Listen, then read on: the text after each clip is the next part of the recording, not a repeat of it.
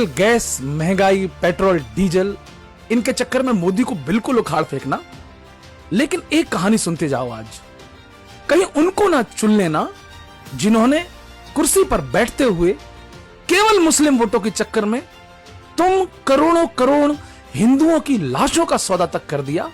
तुम्हारी जान की कीमत पर ऐसी साजिशें रची कि उनको सुनकर आपका कलेजा फट जाएगा। एक फिल्म आई है जियो हॉटस्टार पर, मैच फिक्स। विनीत कुमार सिंह ने उसमें अभिनय किया है।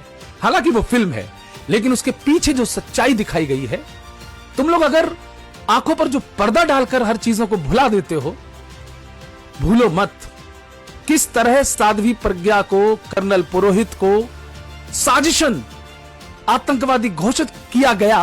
और केवल एक कारण था, एक साजिश थी कि इस देश में मुस्लिम आतंकवाद के ऊपर पर्दा डालो और उसको रिप्लेस कर दो हिंदू आतंकवाद से।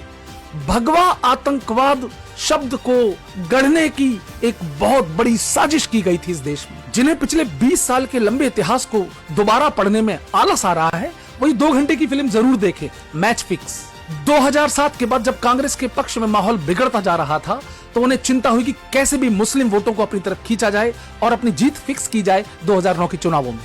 देश में लगातार हो रहे शहर दर शहर आतंकवादी हमलों से कांग्रेस परेशान थी और इसी आपदा में उसने एक अवसर तलाशा और भगवा आतंकवाद को गढ़ने की, एक नया शब्द देने की साजिश की।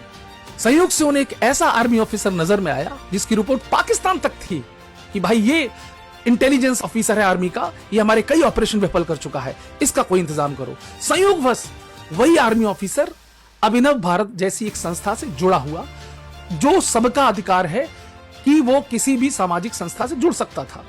पुरोहित का हिंदू होना अपराध नहीं था और हिंदू होकर किसी हिंदूवादी संगठन से जुड़ा रहना भी अपराध नहीं था। लेकिन जैसे ही कर्नल पुरोहित कश्मीर से पुणे आते हैं, तो महाराष्ट्र की कांग्रेस सरकार जो थी वो एटीएस से मिलकर साजिश करती है और अभिनव भारत का सहारा लेकर मालेगांव विस्फोट की और समझौता एक्सप्रेस के विस्फोट का लिंक कर्नल पुरोहित से जानबूझ के जोड़ा जाता है। और वही हेमंत करकरे जो मुंबई हमलों में मारा गया था, मुंबई एटीएस का हेड, उसी ने कांग्रेस के इशारों पर उनकी चमचागिरी करते हुए कर्नल पुरोहित और साध्वी प्रज्ञा के ऊपर इतनी यातनाएं की कि आपकी रूह कांप जाएगी। हिंदुओं से इतनी नफरत सोनिया गांधी की सरकार ने जिस तरह से यातनाएं देकर इन दोनों को तोड़ने की कोशिश की, लेकिन वो टूटे नहीं आखिरी तक।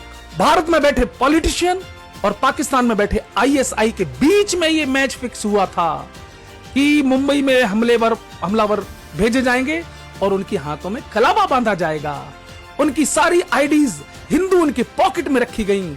अरे धन्य है वो तुकाराम जी, वो मुंबई के पुलिस वाले हवलदार साहब जिन्होंने अपनी कुर्बानी देकर कसाब को जिंदा बचा लिया। और मित्रों सुन लो, मोदी मुर्दाबाद, योगी मुर्दाबाद, है ना, हिंदू मुर्दाबाद करने वाले, ब्राह्मण मुर्दाबाद करने वाले हिंदुस्तानियों, तुम सुन लो, अगर वो आज तुकाराम ना होता और कसाब जिंदा ना पकड़ा जाता, तो भगवा आतंकवाद की थ्योरी सिद्ध हो गई होती इस देश में।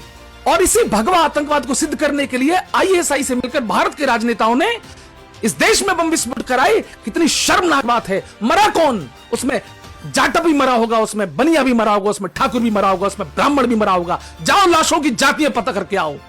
तब इस देश के ब्राह्मणों से नफरत करना, सवर्णों से नफरत करना और खुद अपनी जान की परवाह करना, क्योंकि पाकिस्तान और वहां बैठे आतंकवादी तुम्हें जातियों की दृष्टि से नहीं देखते हैं, तुम्हें काफिर की दृष्टि से देखते हैं। और इस देश की सरकारों ने उनसे मिलकर इस देश के काफिरों को मरवाया है कुर्सी के लिए। किसके लिए? मुस्लिम वोटों के लिए।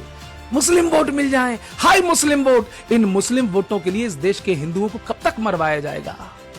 अरे मोदी को तो फेंक दो, उखाड़ दो, बिठाओगे किसको? फिर से उनको जिन्होंने पहले भी तुम्हें कितनी बार मरवाया है मुस्लिम वोटों के लिए। मरने के लिए तैयार हो? मोदी मुर्दाबाद को हटाओ, मोदी को। हमारी रक्षा पाकिस्तान करेगा, है ना।